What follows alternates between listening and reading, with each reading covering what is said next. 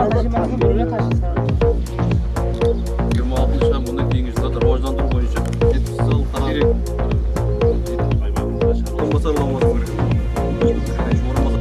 Енді оны қалай даярлайды? Кешен бір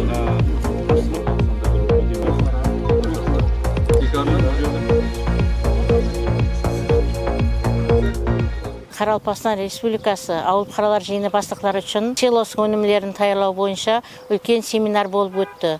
Бұл семинарда қанегелер тарапынан силос өнімлерін қалай таярлау, оларды пайдалары турасында үлкен түсініктер беріп өтілді. Құрметті президентіміздің 70 салы қарарында шаруашылықты, мал шаруашылығын рivojlantыру бойынша үлкен әһемиет беріліп, бұнда мал шаруашылығы үшін азық-ауқат таярлау базаларын таярлау айтып өтілген. Сол бойынша бүгін мінекей һәме АПЖ бастықтарына үлкен семинарда көп түсініктер берілді.